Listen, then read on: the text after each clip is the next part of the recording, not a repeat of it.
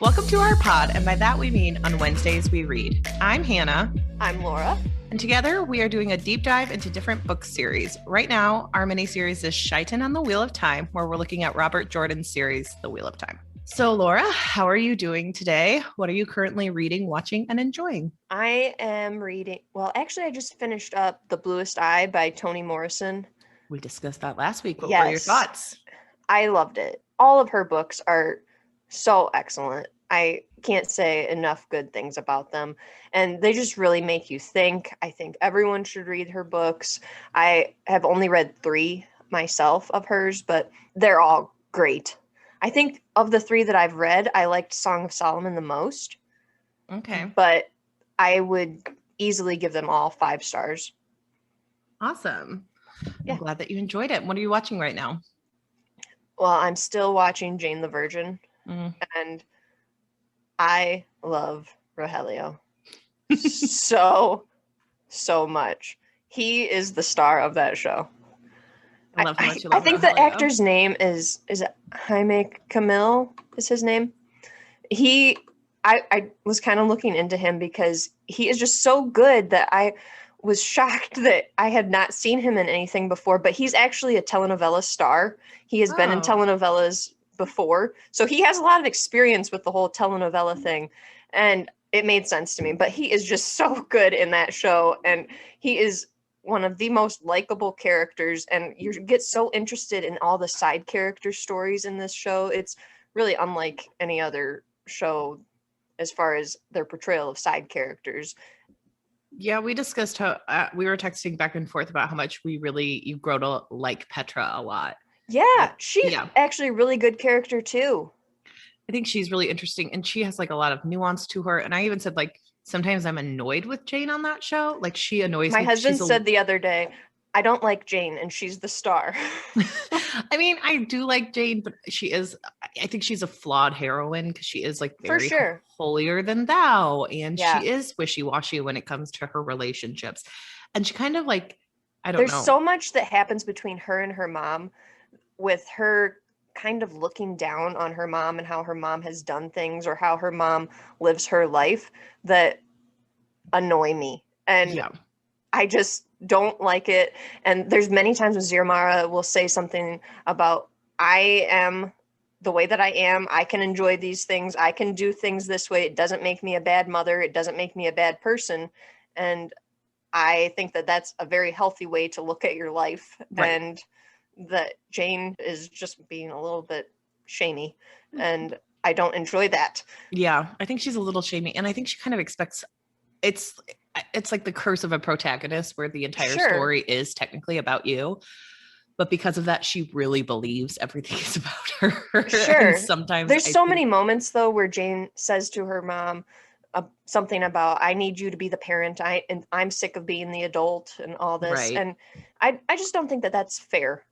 And it's always hard with TV shows like that where it is, because like if you think about the reality of that world, if you are someone who has to take care of your parent and they're wild and they had you when they were younger, I think it is a curse of the show that like they're still going to make Ziamara a likable character. So then you're not on Jane's side when she's like, but I've had all this trauma when you weren't there for me when I needed you. But we don't see that. But at the same time, she's there for her so much. Right. Which is why it's hard to relate to Jane a lot when she is upset with these situations, just because you see so many instances where Ziamara is an excellent mom. Well, and I think that that's just like, it's a show telling you something's true instead of showing you. Correct. And that's similar to like, I remember when I was listening to the podcast Gilmore Guys, like they had a huge issue that like Jess was such a punk when you meet his mom and his mom seems fine. Sure. And it's like, okay, but if you live in Jess's reality where his mom like shipped him off and she just didn't want to take care of him anymore, like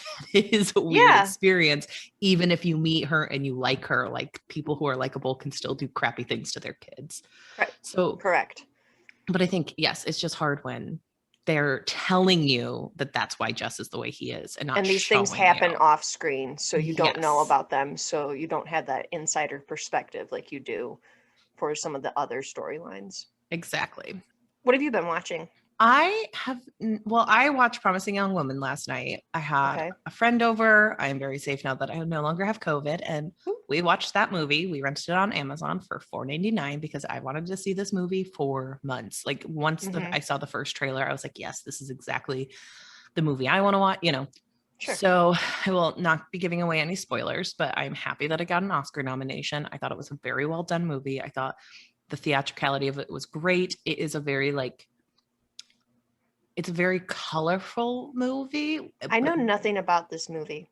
Can you briefly describe it without spoilers so we don't upset any fans? Yes. I will just say that it is a movie about a woman who her friend went through a traumatic experience and you're not quite sure what happened to her at the beginning of it. And she kind of takes revenge on the way men are in society because someone did something to her friend.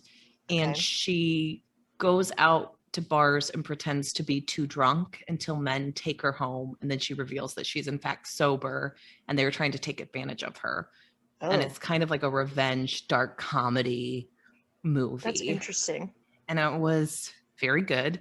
I will caveat this with it is a very white woman narrative. It does not have like any main people of color in it. I think, which is unfortunate, but I also think that they kind of did that on purpose. I think they wanted to tell the white woman's perspective movie, but I do wish there was more diversity in it. That's fair. We need more diversity in everything. Yes. But Carey Mulligan did an amazing job. Bo Burnham is in it as her like love interest. So it is, and the soundtrack was really good. I liked it a lot. So highly recommend renting that movie. Show it some love. But that's what I've been watching. And then for books I've been reading, I just finished a book by Charlie and Holmberg. Charlie is a woman. And she just came out with a duology. And it's Spellbreaker and Spellmaker. Spellmaker just got published this year. I just read it. It is not the best novel I've ever read. It was very much okay. Fantasy? Yes, it is fantasy. I would say like for people who don't always like fantasy, this is a nice light romantic fantasy. So So if it's somebody that's wanting to maybe just like dip their toe into fantasy genre and see, maybe I would like this. Definitely. But it was very plot driven, not very character. And I did like the second book a lot more than I liked the first book. The first book, again, kind of fell into the trap of telling me rather than showing me. But this second book was heavier on the romance. And I was like, I'm not a huge romance fan, but I was here for it with this book. Like it made it better for some reason. So it was pretty good. And then I do want to also a book series that I read like a month ago, but I really want Laura to read, even though it is romance, the Brown Sister series by Talia Hibbert. I keep thinking about these novels.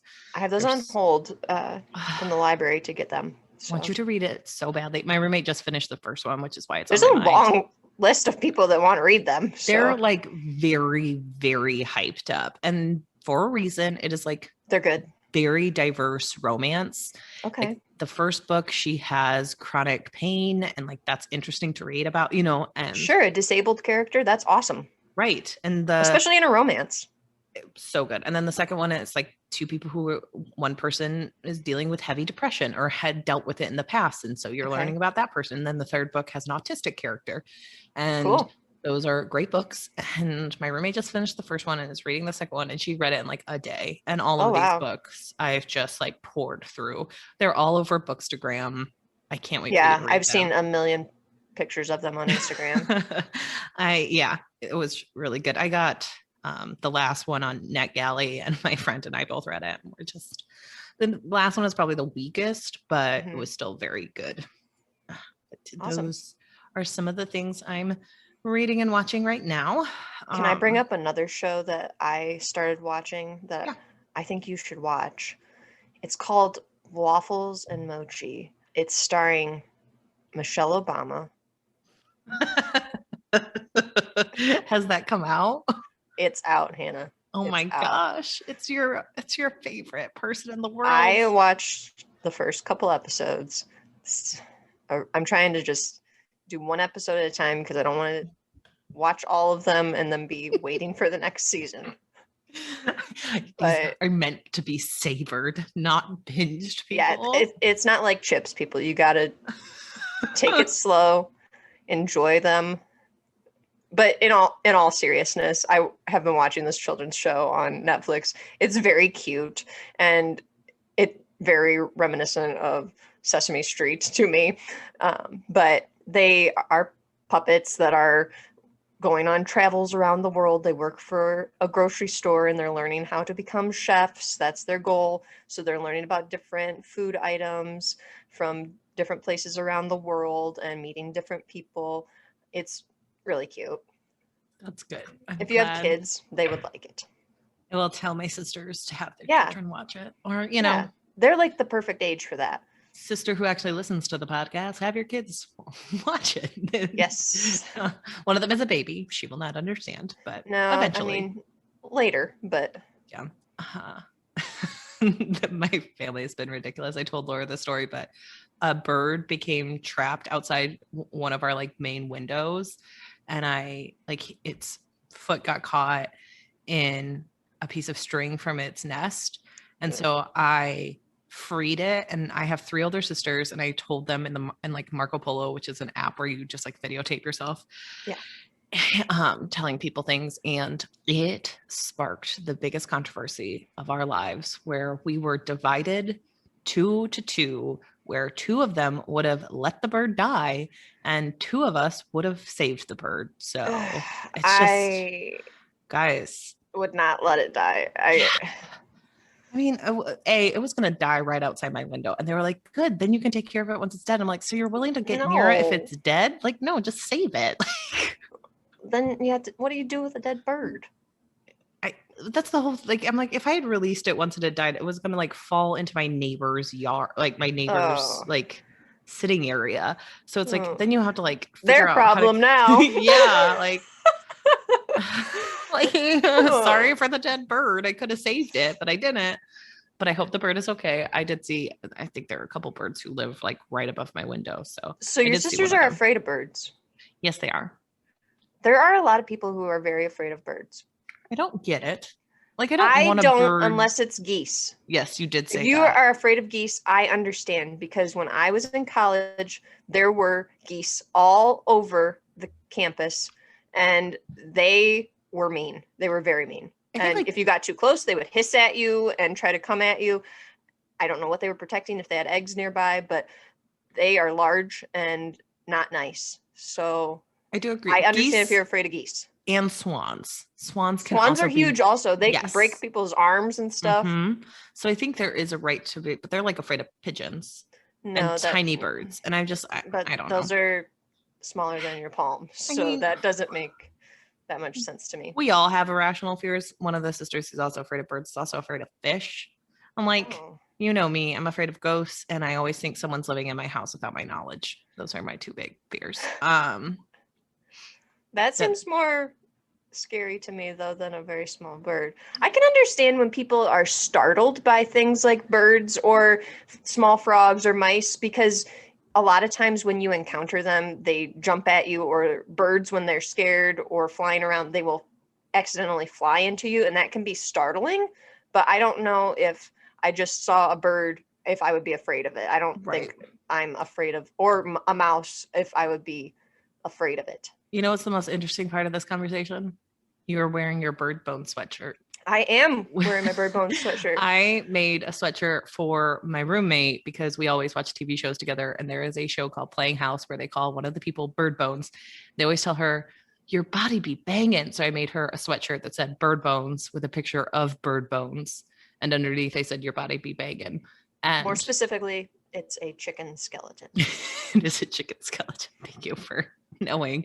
Just clarifying for all the listeners who can't see the shirt. But Laura saw it and immediately fell in love with it. So now she has a bird bone sweatshirt, but she does not have the your body be banging because she wants to wear it to work. My roommate and I discussed how we should just start getting each other sweatshirts that just say what's on the shirt, like dinosaur bones and dog bones and cat bones, and just have a picture of a shoe, and it's shoe.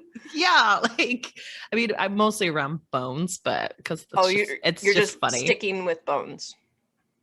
Yeah, because again, Okay. people have stopped you in your shop and been like, "What's that sweatshirt about?" And you're like, "I don't know." I'm trying to keep it very vague. I don't want to reveal the magic of it. Right. So I will tell people I don't know the story. Even though I do know the story, I just don't want to explain it. And It's also, not. it's more fun to just tell people I don't know. Yeah, it's not fun to explain it because it's not very funny when you have to. It's like explaining your joke. It's only funny to the people Correct. who know what it is. But it And I is like to have just an element of mystery about me. that is very important to you. I do know that It about it you. is. That me too. Do you remember in college where there was a lady who used to try to memorize my coffee order, so I just changed it every time I went in. Yes, I do. I like to have an air of mystery myself. So, okay, let's dive in and talk about the women of Eye of the World. So, my first comment I want to make is that we have mentioned several times and we have read in several places that Robert Jordan based the women characters in the Wheel of Time series off of his wife. I am concerned by that. I have concerns. I have a lot of concerns. What is that like? If he's, I don't know what that means. Right, and if he's basing like these women off of his wife, they are vastly different. Well, but are they? I think this is where I'm like, are they different? Because if you're basing them off the same person, there are just like these women categorically are strong-willed, very forceful, all smart, and they all believe that they are in the right. Like that's fair. That's fair. You could make the point that they're all very similar. And that's, I mean, here's the thing. If you're going to write women, like pick other people to base it off on. Don't pick one and then just be like, but one is going to like Aes Sedai and one isn't. Like, that's not a distinction. Yeah. And it frustrates me that he like, and maybe he's just saying it because he wants to like show how much he loves his wife. I made these strong women. I think that's definitely a great tribute to your wife to base an entire cast of characters in a book series on her, especially because sounds like she is kind of a cool person. She has a cool job. She does a lot of really neat things in the editing world, but I am still a little nervous about his wife as a person if these are the characters that he created based on her. I just feel like, overall, I think it should be said, these feel very like white feminist characters, I guess is the best way to describe them. And I think that he did a pretty good job creating them as a guy. Yeah. Yes, he did a much better job than a lot of other men would do. Again, correct. I don't think it was the greatest. I have a lot of issues with some of the ways that the women are written and some of the things that are said about them or the physical gestures that they make. There's a lot of crossing their arms and tugging at their dresses, that kind of thing. And also, we haven't encountered anyone unattractive yet. Maybe a Trolloc or two. But yeah, I think it's just like, it's the belief that to have a strong female character, she must be like inherently powerful and almost like intense. And it's all very specifically like describing women almost as men. Like, I don't know, except they're hot. Like, that's the biggest difference. Yeah. And I do think lots of fantasy series do it even worse. I don't think Robert Jordan did a bad job. I will go back to my favorite example of Terry Goodkind's Sword of Truth series. If you don't want spoilers for that, jump 30 seconds. But he has a character who everyone fears. And at the end, because like she's this powerful woman who gets to grow out her hair, because growing out hair is a sign of, power. And you find out her superpower is making men love her so much.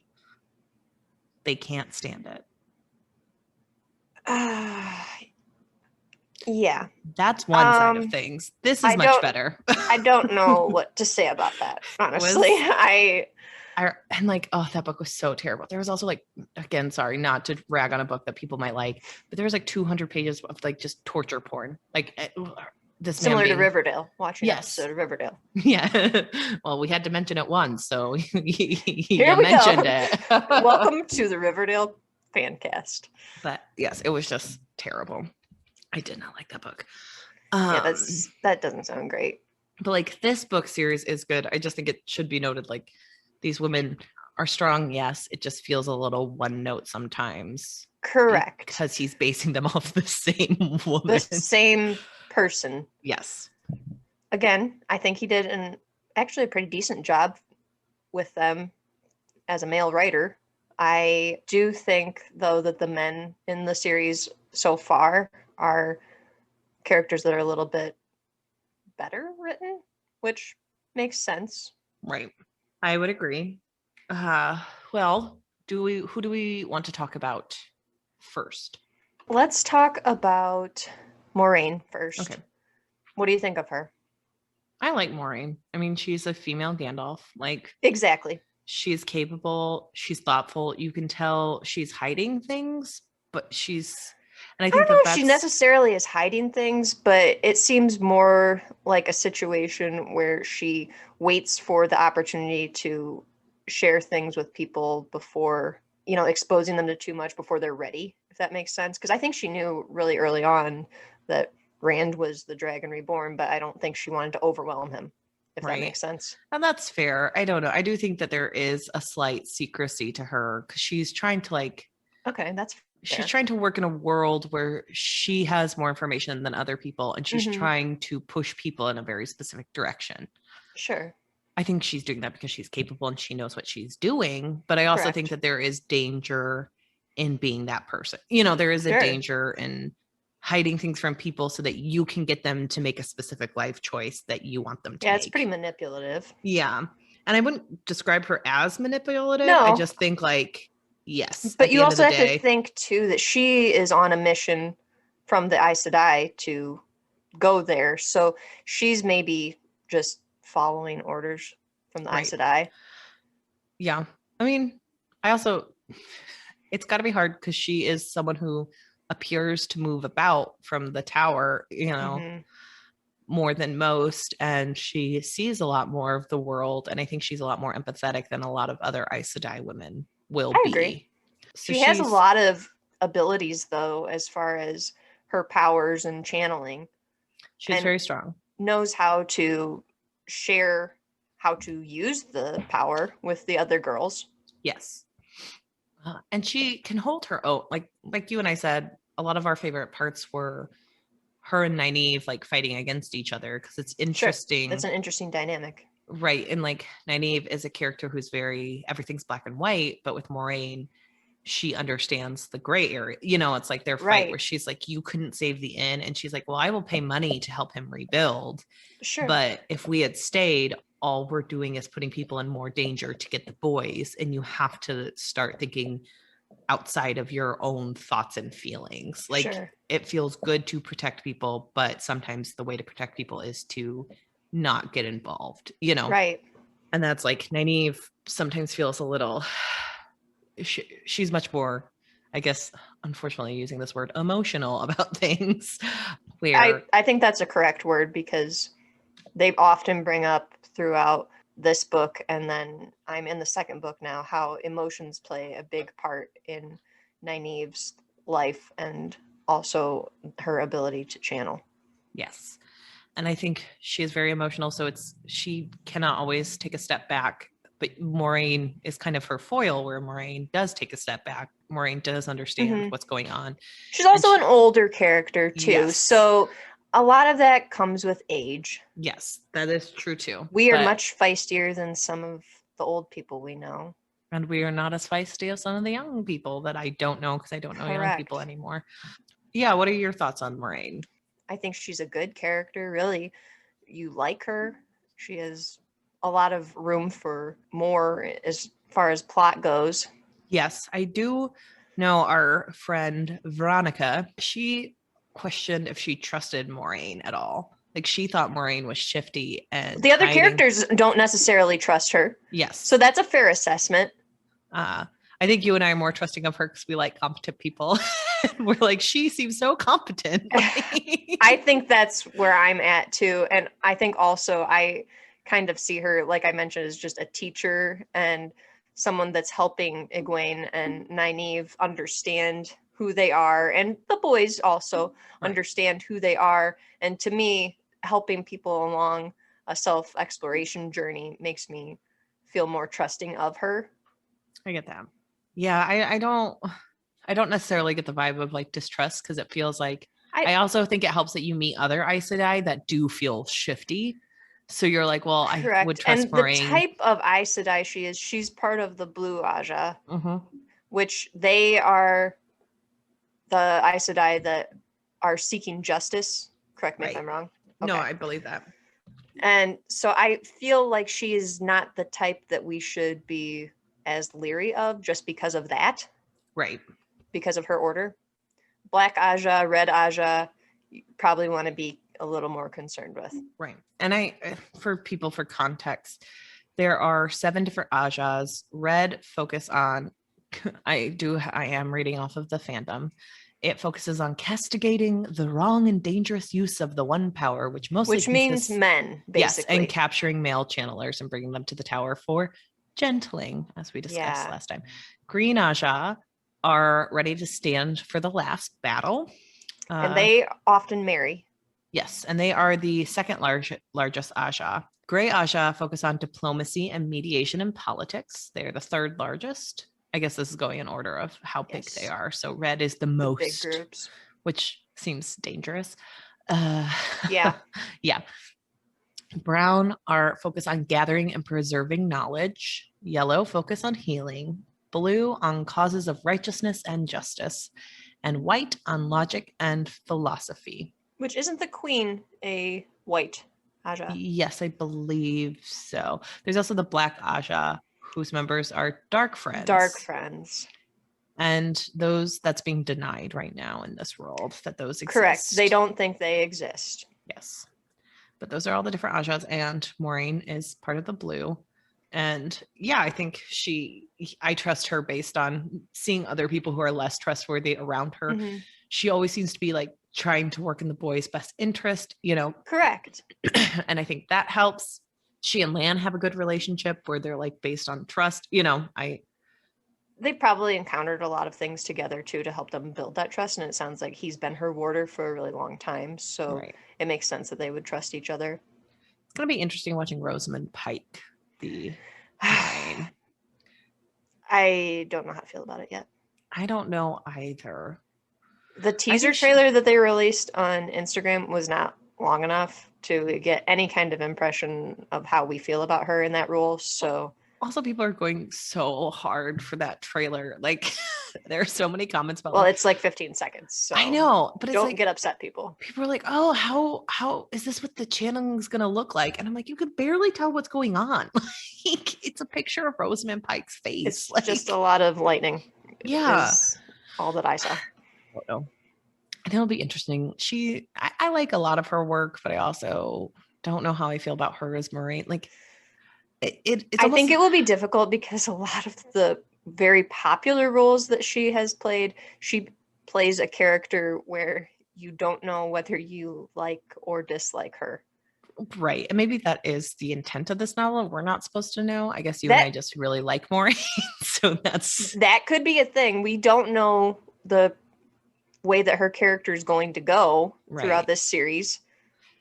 Yeah, I just feel like I just like Moraine so much, so it's hard for me to be like, oh, should I be I like her too. This person? I do think with Rosamund Pike, the last thing I will say, it's almost because I do think Moraine is supposed to be kind of stoic, which is very Rosamund Pike-esque. I'm a little worried because I think sometimes Rosamund Pike is more stoic, and there is like a nuance to Moraine where she is supposed to be like a warm person as well.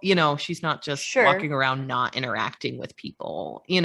Sure. She is a warm person to the boys and like wants to help them. And, it's the scene like I was talking about where she's searching for the boys through the city and she just starts running to go find them. Yeah, because she's excited.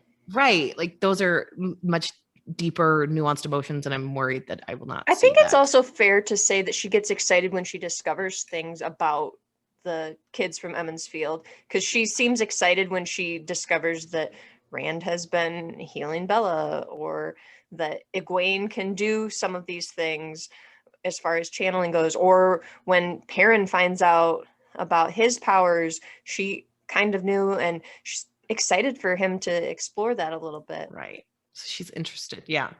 Not maybe interested in Matt, except for stop doing what you're doing.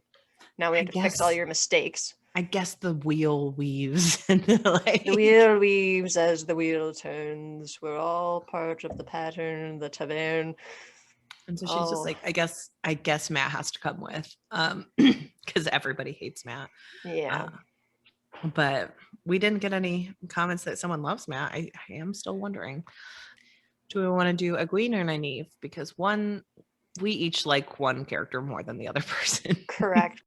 So should we talk about the character that you like more first? Sure. Let's discuss Egwene. Let me just mention my thoughts on Egwene real quick, and then you can counter them, because you have a more positive viewpoint of her. And I think it's good to end on a high note. I think of Egwene as being kind of a Disney princess type. She is very reminiscent of Belle to me, that she lives in this small town. She wants so much more than this provincial life. She's not a bad character by any means. I just think she just seems very Disney princess to me. I don't know if I can really get behind her as much as I can some of the other characters as far as looking forward to their stories.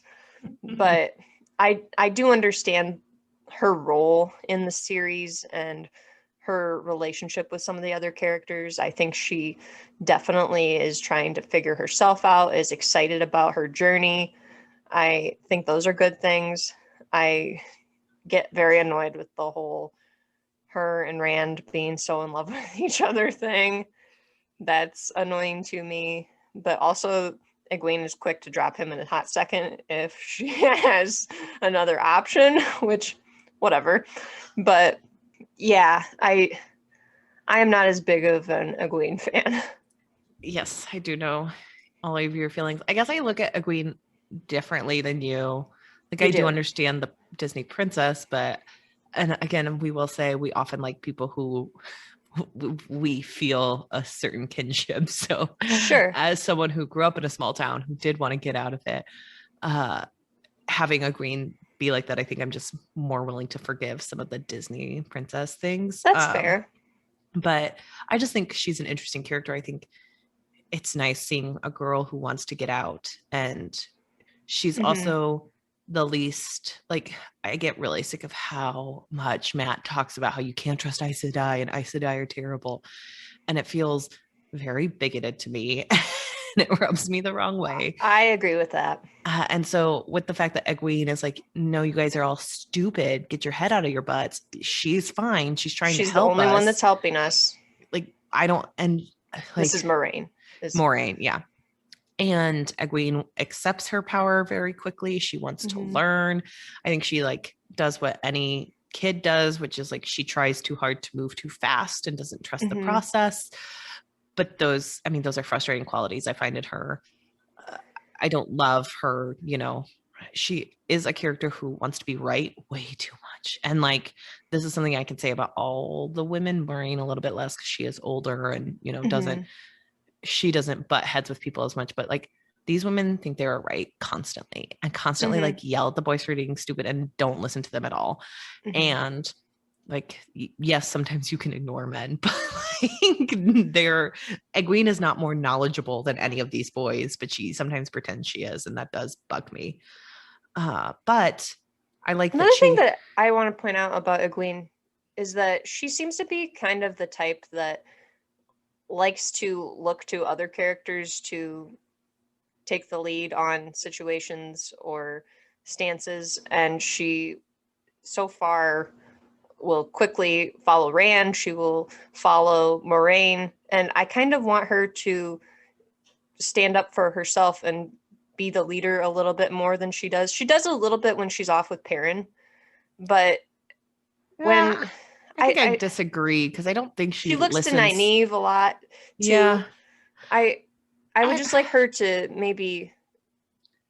I think I do disagree because I don't think she like looks to Rand often. Like she wants to be with Rand because like, you know, they're a party and, you know, I think they all kind of look to Rand really. Yeah. But. Yes.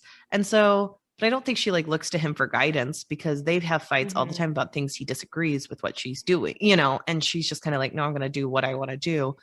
I do think my hair down. Yeah, I do think she defers to Moraine and Nynaeve, but I think that's more of an age thing. And I actually like that because I don't think you need 5 leaders trying to lead, you know, like, and I don't think she's necessarily a follower because she still questions things, you know, like she's not. I would say though that Nynaeve also doesn't always make a lot of great decisions and needs to kind of back off a little bit with her judginess and her trying to convince people to do things. So it would be nice if Egwene would maybe stand up to her a little more than she does, or any of the characters really to stand up to her more than they do. But I mean, Egwene stands up for herself with all the boys. She just doesn't do it with Nynaeve or Moraine. Because like she gets in fights with Perrin all the time. She gets in fights with Rand.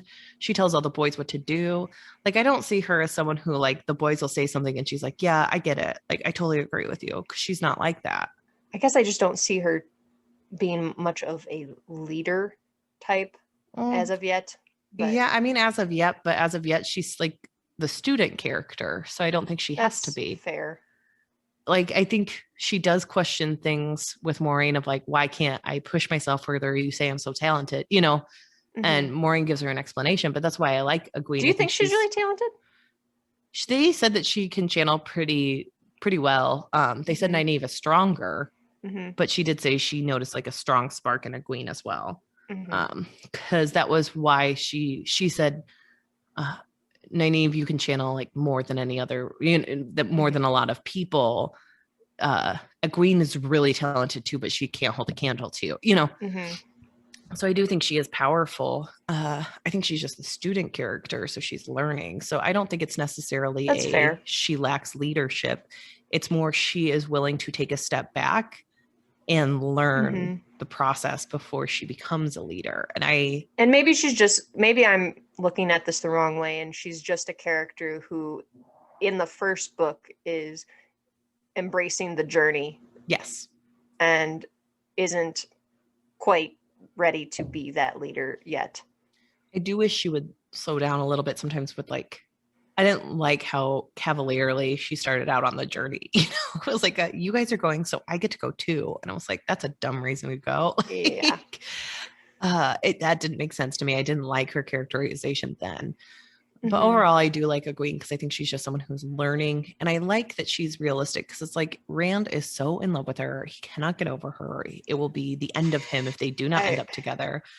And well, we know they don't end up together. I know. Like, and that's the thing is you're just going to watch them mope about for 14 books. But like Egwene is willing to suffer that loss. Like I don't see it as she'll drop him in a hot second. No. I think it's just she'll learn how to live her life without him and she will be okay. And I guess that's what I like about her. She feels like she's someone who's I think it's one of those things where it'll be like she looks back on the relationship they had with like fondly, but I don't think she's going to be completely without reason or a way to go without him. Exactly. And I think she's someone who's learning, and she is someone who wants to be an Aes Sedai, and she's willing to make sacrifices to make that happen.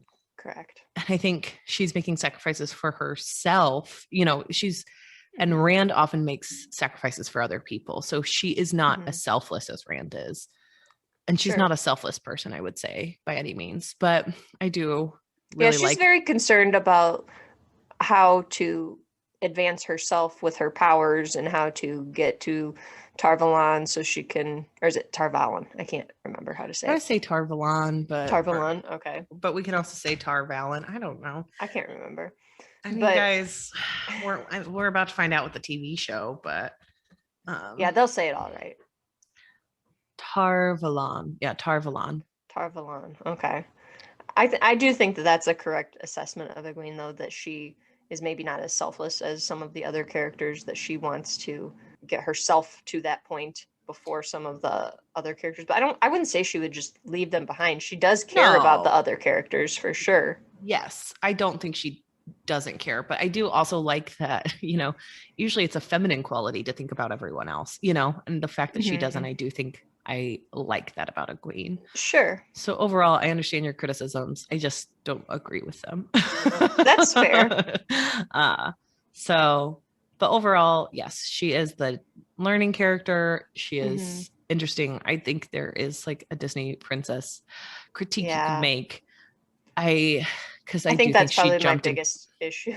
I do think she jumped into the journey too quickly and for bad reasons. So I think that's probably where you're coming from. I think that is. As time goes on, I like that she just picks up a boyfriend and she's like, well, we're only going to date while I'm on this road. Like, I don't care. I think it's fun to watch someone have fun, even if they're in dire straits, Sure. So, all right. Well, my turn to rag on Nynaeve, I guess. Yep. Go for it. Nynaeve is just so much. She's just someone who does not question her own self at all. And I like that in people. I'm not saying it's a bad quality, but I think she become toxic. And I think that's fair. Yeah.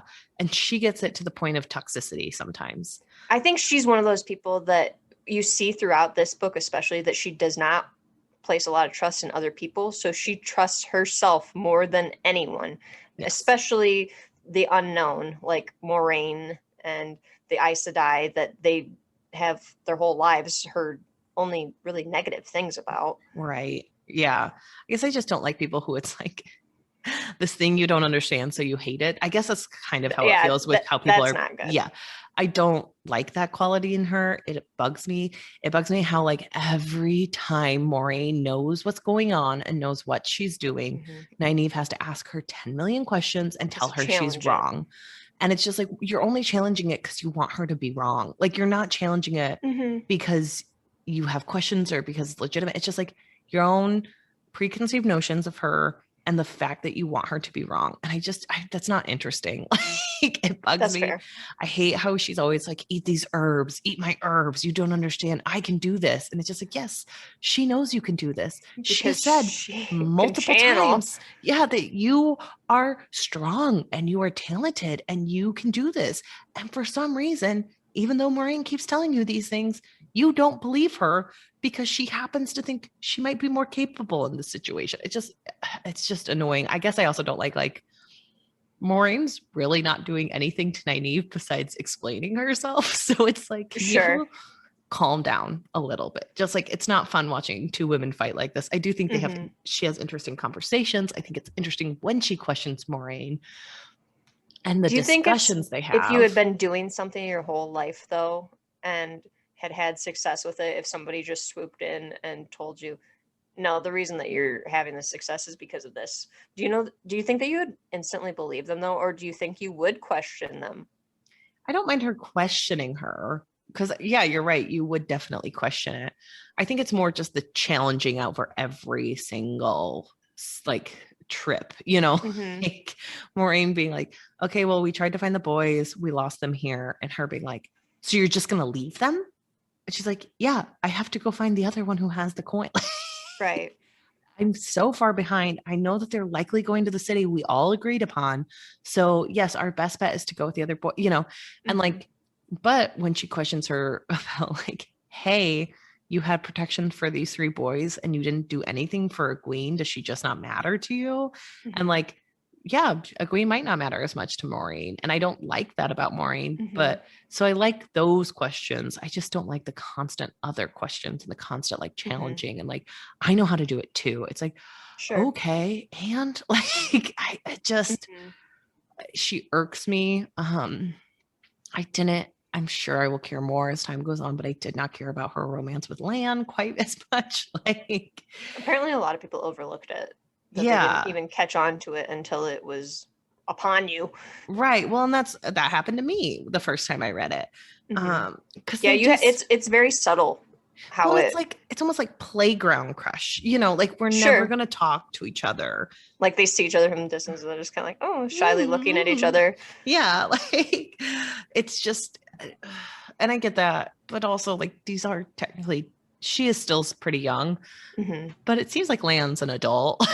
And it seems like he's at very least straight. portrayed as an adult. Yeah. I don't know. So I've done my Nynaeve rant. I think that Nynaeve is easily written as the character that we're supposed to not like, because she's written as just being very angry and whiny a lot, and I think it's purposeful, but I don't know if I necessarily like it because it turns a lot of the readers off right away to her. Yes. Because I have seen a lot of comments on her that people don't like her. They think she's kind of bitchy, and I would agree with that assessment because I think she's easily written that way, and it's a little off-putting.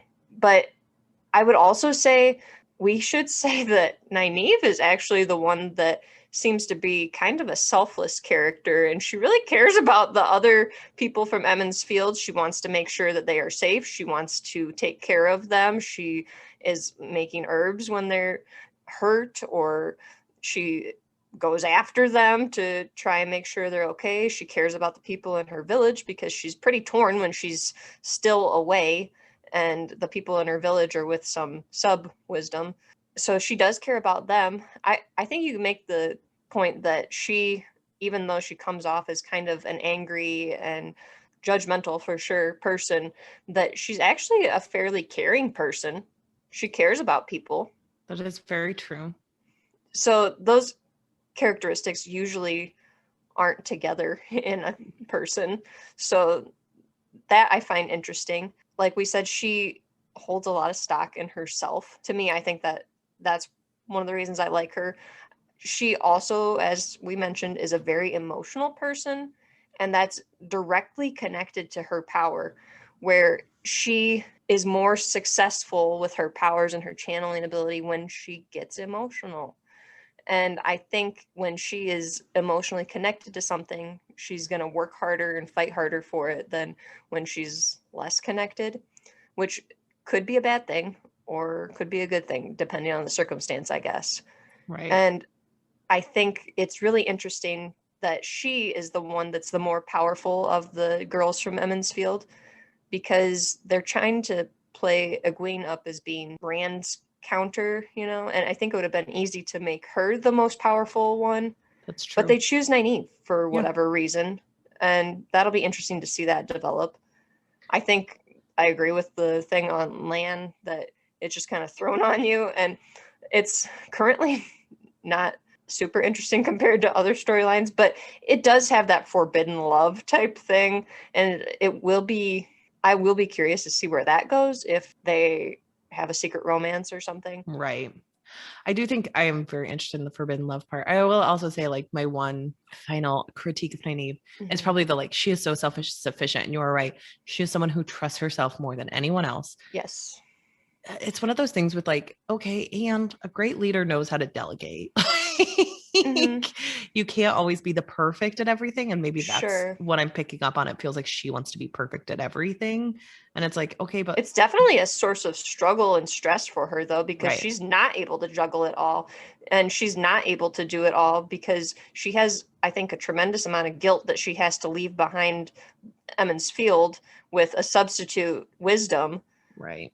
I don't think she trusts that person either. She's worried that they're going to mess things up and that the people are going to be sick or need her, or that she just has a duty to them to be there. But I think she also feels like she has a duty to the people that are on this journey, that she wants to stay with them to make sure they're safe. And I think she also is more connected to Egwene than the other ones. She's more concerned about Egwene being safe and about how she is learning some of these things from Moraine, especially because she's super judgmental of Moraine and is very leery of her. So I think she's really concerned when Egwene is learning from Moraine and wants to kind of oversee that and be involved when really not her place. But right. I think she wants to be there to protect Egwene maybe more than the others, if that makes sense. That makes sense. Yeah. I will say this. I think you and I both like the respective character that we relate to. That we relate to. Yeah, because I think you relate more to Nynaeve and her characteristics. For people who at the beginning of this, we said like all the women are similar in characteristics. I do think Robert Jordan did add nuance to these characters, or else we wouldn't be having these conversations. Sure. I think we want more, but you know, sometimes you get what you get. So and I think it's fair to say that they all kind of work in balance with each other, if that makes sense. That you could talk about the relationship between Nynaeve and Moraine, and then talk about how Moraine and Egwene balance each other, and how you have Nynaeve and, did I say Nynaeve and Egwene already? I mean, sure. Anyways, how they're similar and yet also different, and how they work well together as characters and also are very bad together as characters for any of those combinations. So it's interesting. I also think like it's interesting to see the women versus the men, because when we were discussing the men, like all their relationships seem very, you know, there's not a ton there. There's not any conflict really. Yeah, but the besides women them have... just being like, Matt, get it together. Damn it, Matt. But like, can't believe you lied about that stupid dagger. But the women there is like this political, you know, kind of fight for who is at the top and who is the most powerful. And it is interesting to see that in a book series. So I've seen a lot of people talk about on the internet how this book series is interesting because the women are in charge in society. Would you consider them to be in charge in the society, or maybe just like equal?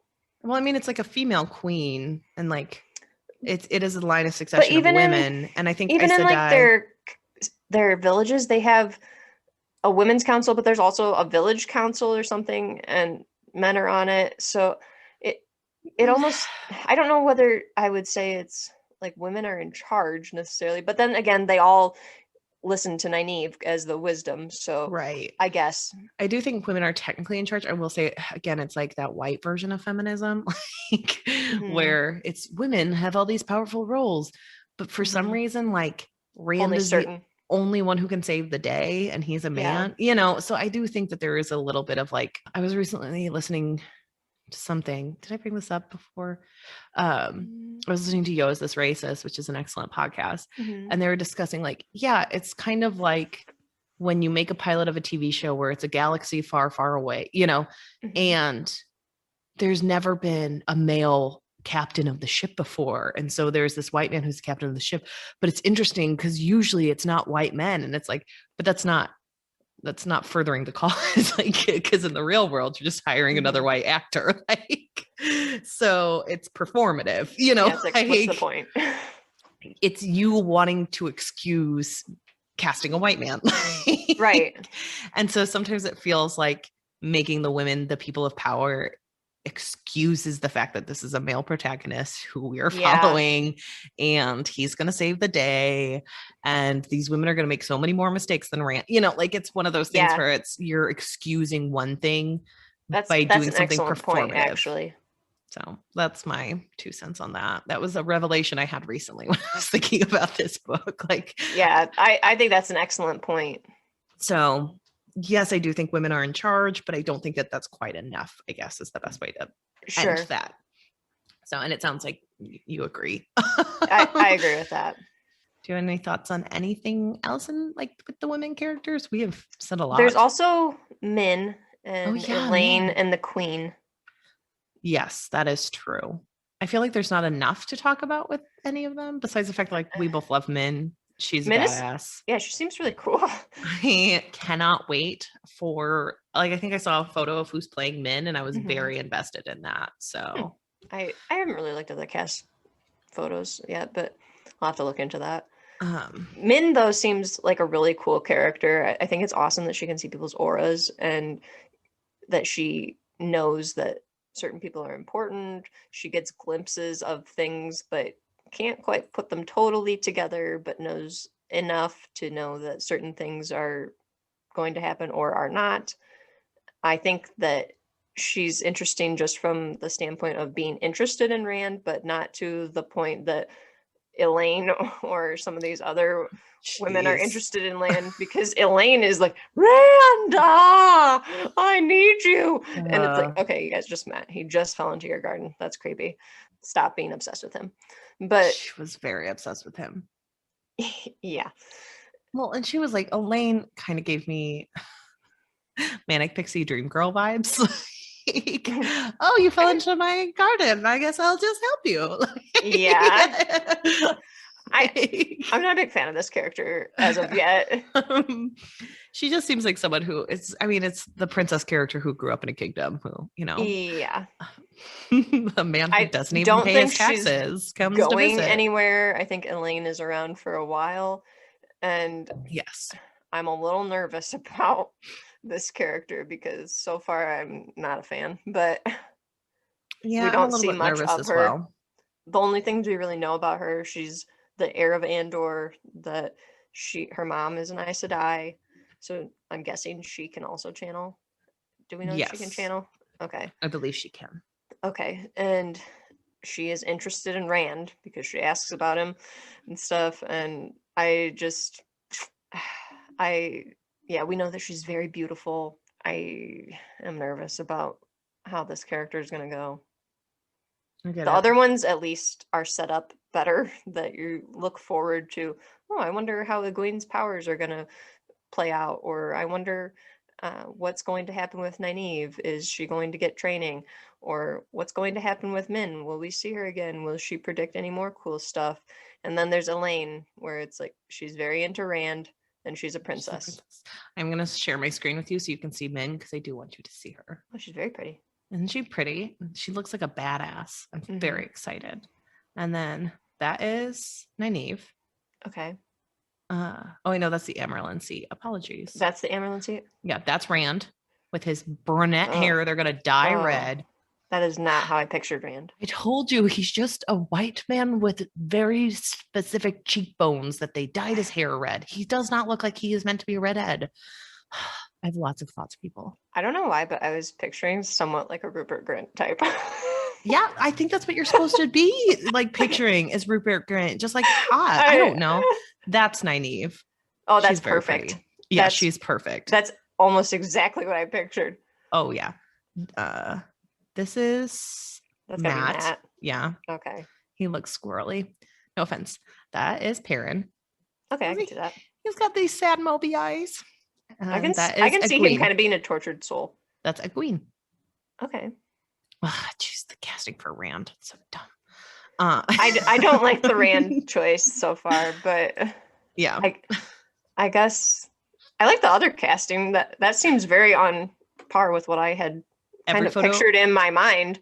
Yeah. Every photo I've seen of them, I'm like, oh God, I love everyone's casting. Why did they make it Rand? Like, why did they make him Rand? Maybe he's a really good actor.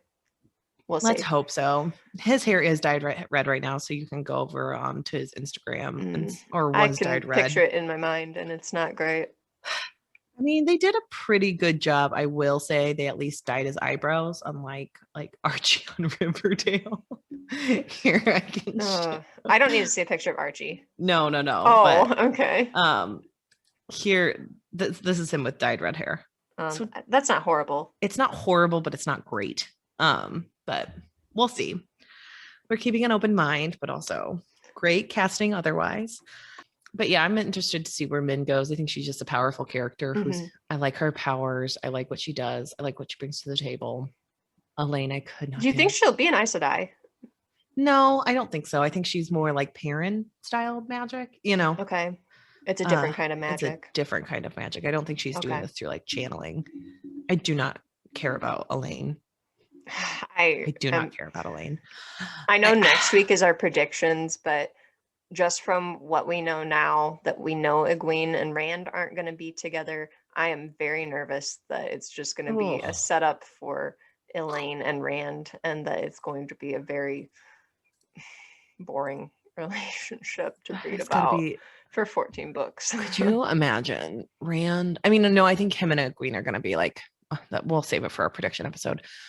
But like, can you imagine just how boring their life would be, where it's just like, I want to go back to Edmund's Field, but I must stay with my queen. Like, And it's also mentioned that they kind of look alike too. Ew. So, yeah. I don't know. I don't know. Any more comments on the women? Comments on Aes Sedai or? I don't really have anything. I think that we're going to see more of them. So sure. I don't know. Yeah, there's not as many women to talk about as there are men.